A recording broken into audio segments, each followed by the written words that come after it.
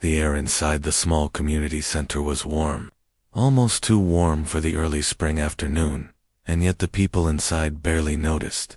They were watching something that had nothing to do with the weather.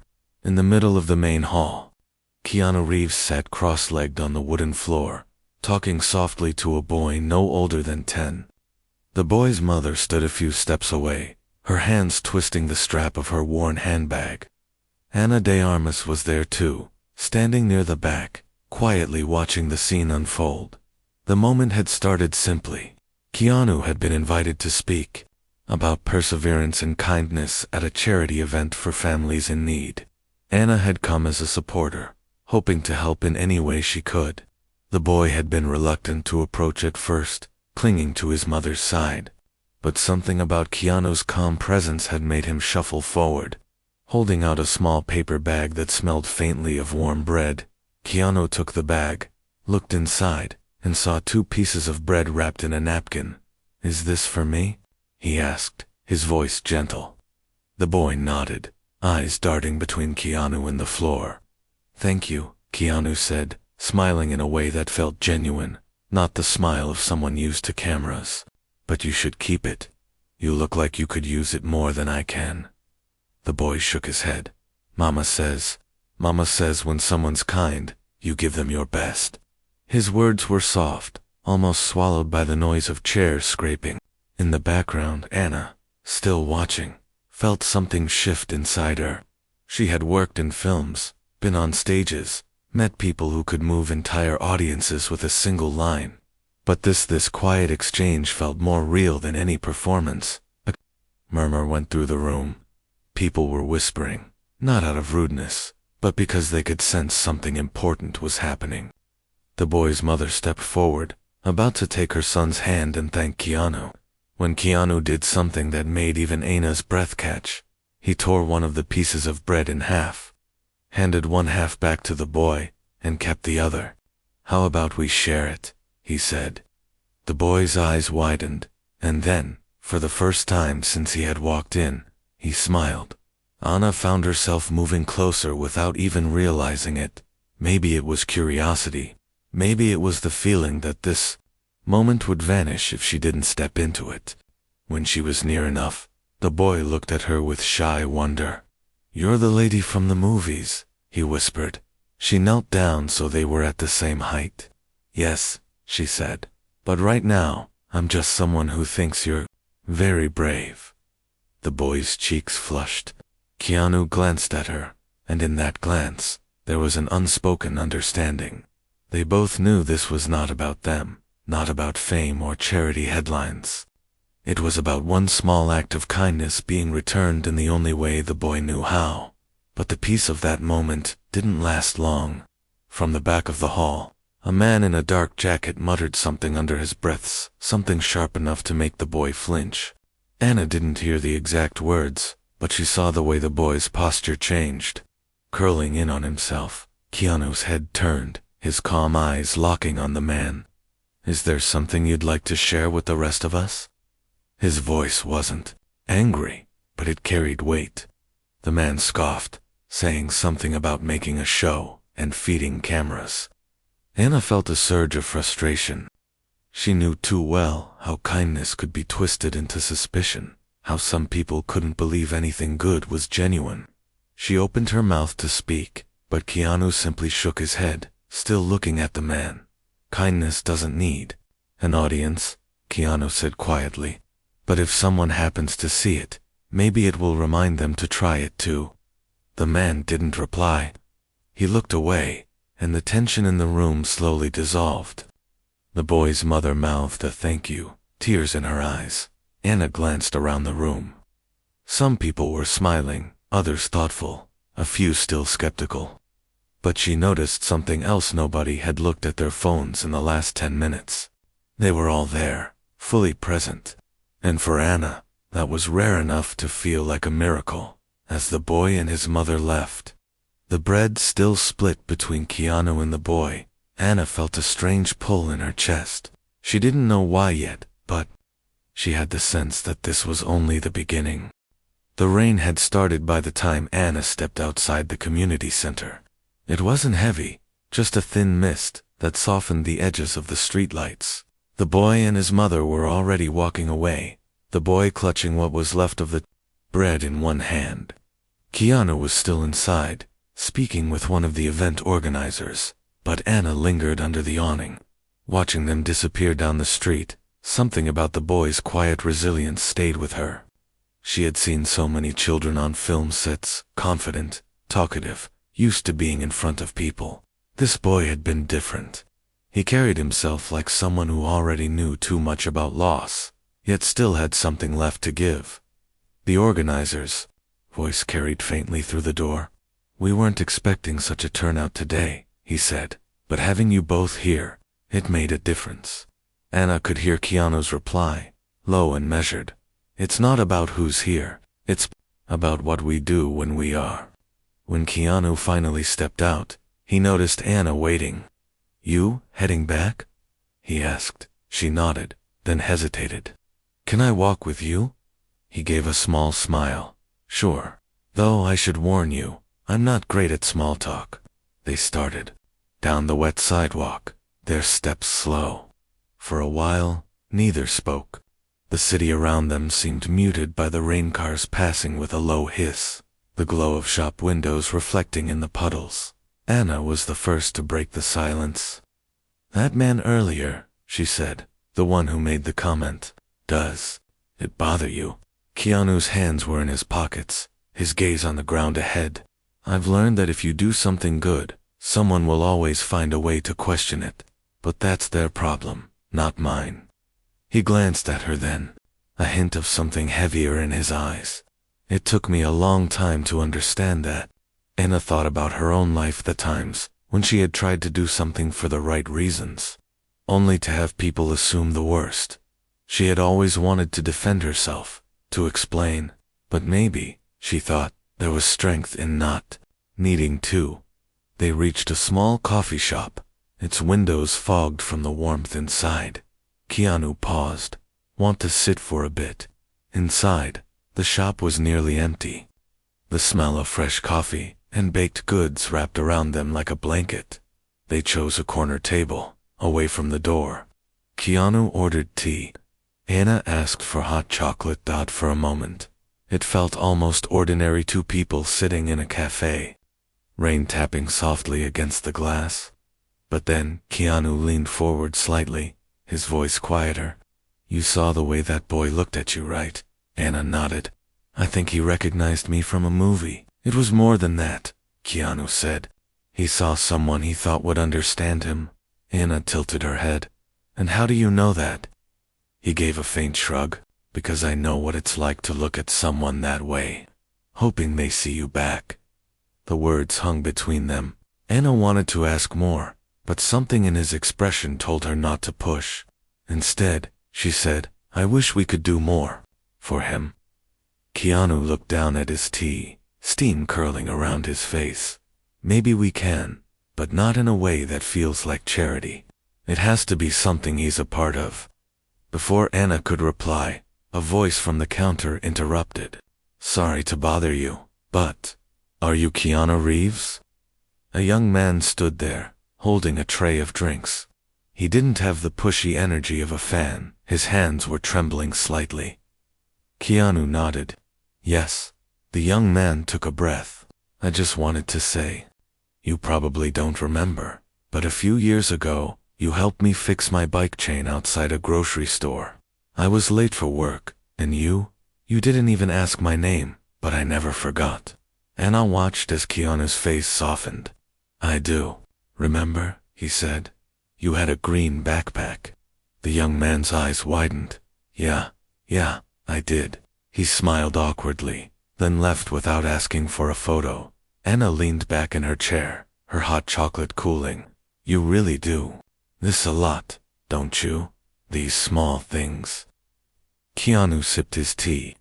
"Most people don't remember them, but sometimes they do, and when they do, it matters." The rain outside had turned heavier, drumming against the window. Anna felt it again, that pull in her chest. Only now, it wasn't just about the boy. It was about the way kindness seemed to ripple out from one person to another, often without anyone realizing. She didn't know it yet. But the next day would test that belief in ways neither she nor Keanu expected. The next morning began with a sharp knock on Anna's apartment door. She wasn't expecting anyone, and the sound startled her enough that she spilled coffee onto her sleeve. She wiped it quickly and opened the door to find the boy's mother, from the community center, standing in the hallway. The woman's coat was damp from the early rain, and her hands gripped the strap of her bag so tightly her knuckles were white. "I'm sorry," the woman said quickly, her voice low but urgent.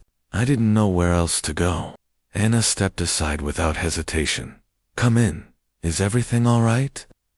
The woman shook her head as she entered, glancing around as if afraid she was being followed. The boy trailed in behind her, holding a thin plastic bag that looked too light to contain much. "I saw your name on the volunteer list from the event yesterday," the woman explained, "and I hoped maybe you could help." She paused, lowering her voice even more. "Someone's been watching us. I think it's because of that man who spoke out yesterday." Anna felt her chest tighten. "Watching you? What do you mean?" The woman took a shaky breath. "Last night, I saw him near our building. He was talking to someone in a car. When I looked out the window again, they were both staring up at our apartment." She pulled the boy closer. "I didn't sleep. I don't know what to do." Anna didn't have all the answers, but she knew someone who might. She grabbed her phone and sent a quick message to Keanu, explaining everything. His reply came almost instantly. "Stay there. I'm on my way." Less than half an hour later, there was another knock. This time, it was Keanu, wearing a dark jacket and carrying an umbrella. He stepped inside, his expression calm but alert. "Tell me exactly what happened," he said to the woman. She repeated the story, her voice trembling. Keanu listened without interrupting, then nodded. "All right, you're not staying there tonight. I'll arrange somewhere safe." Anna looked at him. "Do you think this is connected to yesterday?" Keanu hesitated, then said, "People like that, people who feed on bitterness. They don't like being challenged, but we can't assume anything yet." The boy, silent until now, spoke up. He was wearing a red scarf. "The man outside our building. Mama says it's important to remember details." Keanu crouched down so they were eye level. "That's very important. You did good." Anna watched them, her worry deepening. This was no longer a simple act of kindness. Something about it had shifted into danger, and the air in the room felt heavier. Keanu stood. "I know a friend who runs a small inn outside the city. Quiet place, not many people around. You can stay there until we figure this out." The woman's relief was visible, but she hesitated. "Why are you helping us?" Keanu's answer was simple. "Because you deserve to feel safe." Within the hour, they were on the road. Anna insisted on coming, sitting in the back seat with the boy while Keanu drove. The city gave way to winding roads lined with trees, the rain blurring the view. About 30 minutes in, Anna noticed a black car in the side mirror. It had been behind them since they left the city. She leaned forward. "Keanu, that car, it's been there a while." He checked the mirror, his jaw tightening slightly. "Yeah, I see it." The road narrowed, forcing the black car to stay close. The boy pressed closer to Anna, sensing the tension. Keanu's voice was calm, but there was a new edge to it. "Hold on, we'll take a different route." He turned sharply onto a side road, the tires hissing on wet pavement. The black car followed. Anna's pulse quickened. "Keanu." "I know," he said, eyes steady on the road ahead. They were heading into the hills now, the trees closing in, the sound of the rain louder on the windshield. Keanu's hands tightened on the wheel. "We'll lose them," he said, more to himself than anyone else. Anna didn't ask how. She just held the boy a little closer, feeling the weight of what they were walking into, and the sense that the moment of kindness from yesterday had set off something far bigger than any of them had expected. The road wound upward through the hills, each curve bringing thicker fog and heavier rain. The black car stayed close, its headlights a pale blur in the side mirror. Keanu kept his speed steady, not too fast to draw attention, but not slow enough to give the driver behind them any comfort. Anna could feel the boy's small hand gripping hers tightly. She whispered to him, telling him it would be all right, though her own voice wavered more than she wanted it to. Keanu's focus never broke. Every so often he glanced in the mirror, reading the distance between them with the precision of someone who had done this kind of watchful driving before. After a few miles, the trees opened to reveal a narrow gravel turnoff almost hidden by overgrown branches. Keanu slowed, then, without warning, turned sharply onto it. The sudden change kicked up a spray of wet gravel, and the black car shot past on the main road before its driver realized what had happened. Keanu eased the car forward into the shelter of the trees. "We'll wait a minute," he said quietly. They sat in silence, the sound of rain hitting the roof louder now. After a few tense moments, he pulled back onto the road in the opposite direction. "They won't realize we doubled back until they're too far ahead," he said. The woman exhaled shakily. "I don't understand. Why would anyone follow us?" Keanu kept his eyes forward.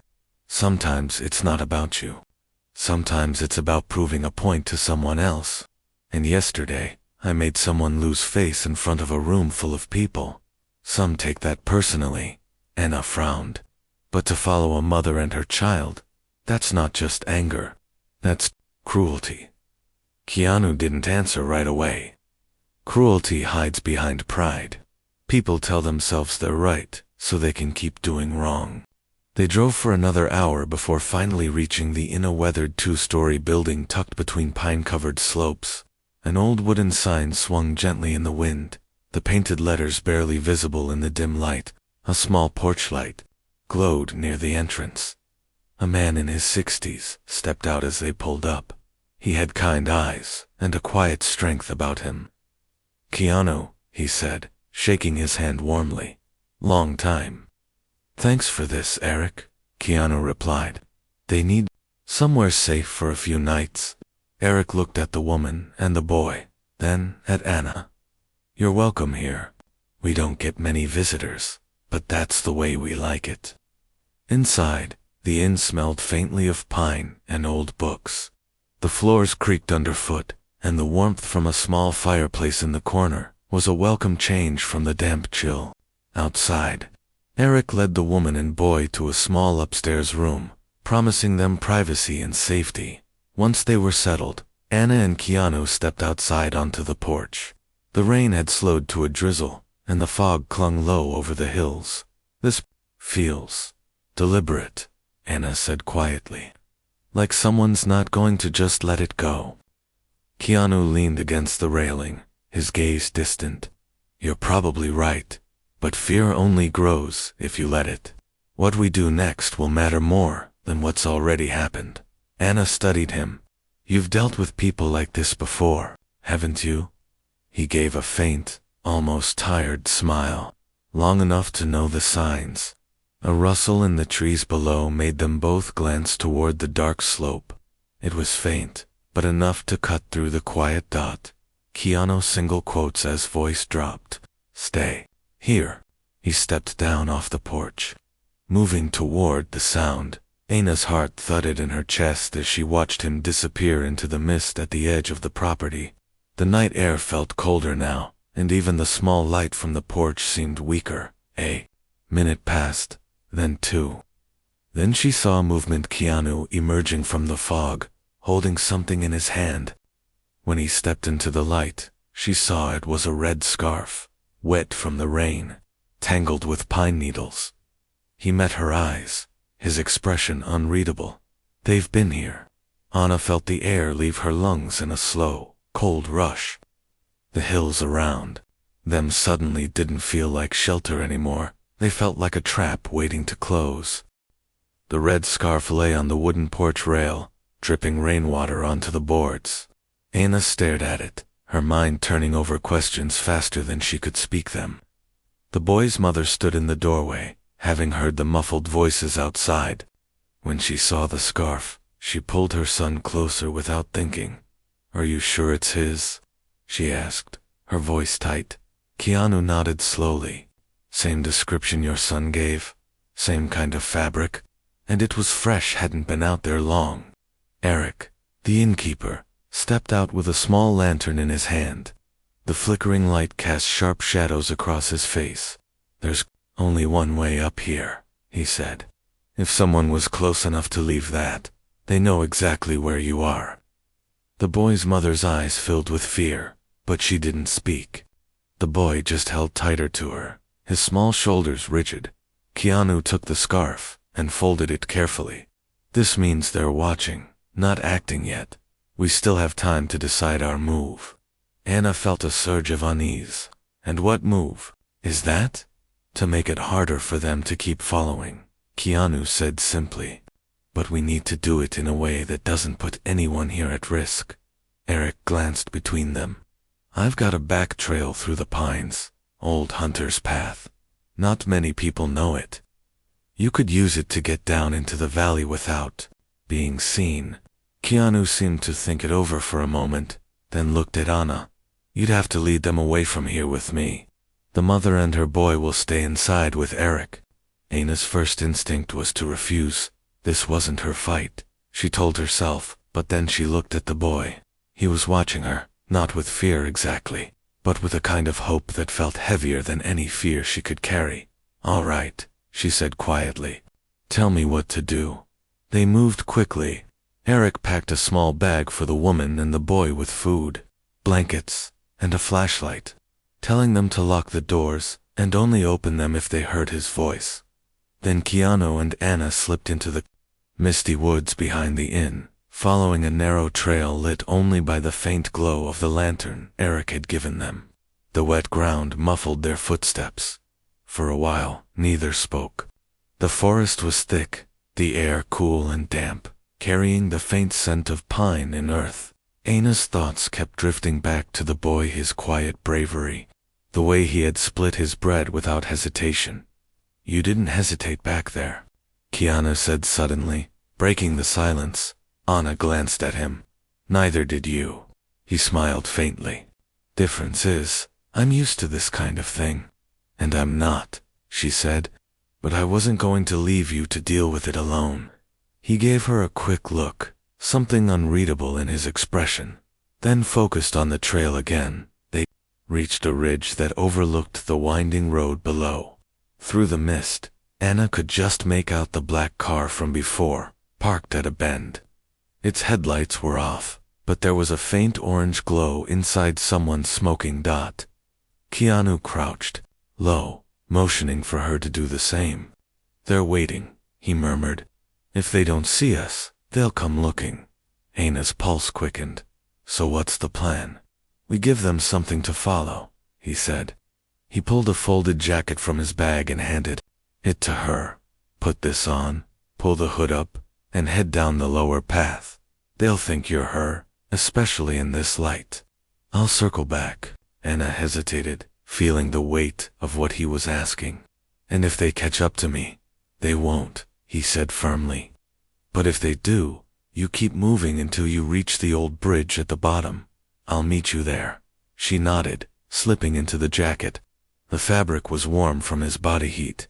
She pulled the hood over her head and stepped onto the narrow, sloping trail that led deeper into the trees. The forest seemed to close in around her, every creak and snap of branches magnified by the quiet. She didn't look back, though she could feel the faint prickle of being watched. After a few minutes, the sound of an engine starting echoed through the hills. She knew then that they had taken the bait, but as she reached a bend in the trail, a shadow moved ahead of her too close, too fast. Someone had been waiting in the woods. Anna froze, her breath catching, as a figure stepped out from behind a tree. The figure stepped into the thin strip of moonlight breaking through the fog. His face was partially hidden by a hood, but the red scarf around his neck was unmistakable. Anna's stomach tightened. "You're a long way from home," the man said, his voice low and steady. Anna didn't answer. She kept her eyes on him, trying to remember Keanu's words, "Keep moving until the bridge." She shifted her weight to one foot, ready to run if she had to. The man took a slow step closer. "Where's the man you were with? The one who thinks he can embarrass people in front of a crowd?" Ana's heart thudded against her ribs. She knew if she showed fear, it would feed him. So she straightened her back and said, "He's exactly where he needs to be." A faint smirk tugged at the corners of his mouth. "We'll see about that." Before he could step closer, a sharp crack sounded behind him, like a branch snapping under weight. His head turned instinctively toward the noise. In that split second, Ana darted past him, sprinting down the narrow trail. The wet ground made her footing uncertain, but adrenaline kept her moving. She heard him shout something and the sound of heavy steps following. The trail curved sharply, and just ahead she saw the faint silhouette of the old bridge Keanu had mentioned. Its wooden planks were slick from rain, and the rope rails swayed gently over the dark water below. As she reached it, a voice called out from the other side, "Ana, keep going." It was Keanu. He stepped into view, his posture tense, one hand gripping a sturdy branch like a staff dot. Ana didn't stop. She dashed across the bridge, the boards creaking under her weight. Halfway across, she heard the pounding footsteps of the man behind her. When she reached the other side, Keanu caught her arm and pulled her aside. The man with the red scarf stepped onto the bridge butt before he could make it halfway. Keanu swung the branch down against one of the rotting planks near the middle. The wood splintered under the force, and the man stumbled, catching himself on the rope railing. He cursed, retreating a few steps. The gap in the bridge was just wide enough to make crossing dangerous without a jump, and with the water churning below, he seemed unwilling to risk it. Keanu's single quotes' voice carried across the distance, calm but cutting. "You've made your point. Now walk away." For a long moment, the man just stood there, the red scarf bright against the gray mist. Then he turned and disappeared back into the trees on the other side.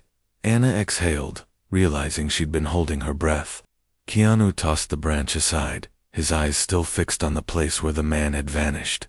"We need to move," he said quietly. "He's not done."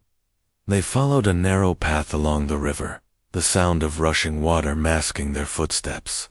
Ana's pulse was still fast, but her mind was clearing enough to think again. "He was looking for you," she said.